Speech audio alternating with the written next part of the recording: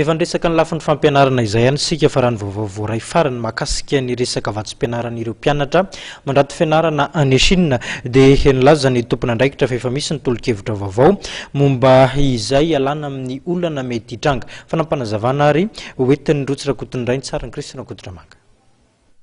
Mpianatra miisa 270 no mandrato ny fianarany any amin'ny firenena sinoa amin'izao fotoana izao. Tapaka taorian'ny fanapahan-kevitra izay niraisin'ny komisiona manokana izay ahitana ny ministera isan-tsokajiny toy ny ministeran'ny vola sy ny teti-bolam-panjakana, ny ministeran'ny fampianarana ambony ary koa ny komisiona nasionaly momba ny vatsim-pianarana any ivelany fa mpianatra miisa 20 ihany no hanohy ny fianarany any Chine. Izany dia tapaka noho ny ahitana fa ireo mpianatra ireo no isan'ny manomana ny tezy ary koa mandalina momba ny fanana izay tsy misy eto toerana.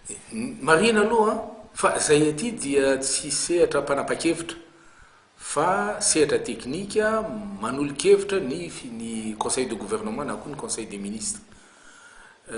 Nivory zany hoe rehefa naharainy toromarika avy amin'ny conseil de gouvernement momba an'le fepetra ampiarina mikasika ny hoe iza afahana manondro hoe iza no tazomina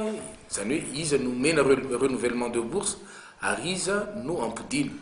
dia nanangana commission interministérielle zay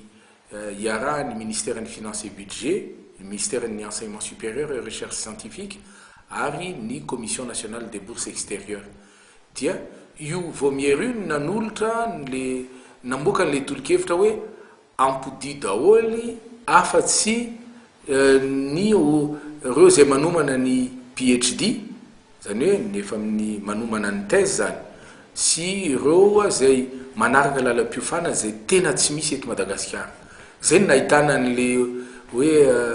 le isa hoe 20 dia tateorina moa zany zay nasaina nanao tolo-kevitra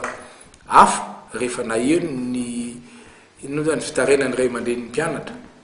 Nambaran'ny sekretera jeneralin'ny ministeran'ny fampianarana ambony hatrany moa fa mbola mijanona ho tsiambaratelo aloha hatreto izany tolo-kevitra izay aroso amin'ny minisitra izany. Manantena fa ho isan'ny tolo-kevitra izay hodiniana mandritra ny filan-kevitry ny gouvernemanta izany mba hisian'ny vahaolana. Ankoatry ny any Chine dia manana mpianatra mandrato fianarana noho ny fanampiana avy amin'ny vatsim-pianarana any amin'ny firenen-kafa ihany koa isika saingy moramora kokoa ho an'ireo mpianatra ny mitady vahaolana amin'ny fanaovana asa madinika ho ireo tompona andraikitra raha misy ny olana ara-bola saingy any Chine dia tsy azo atao izany.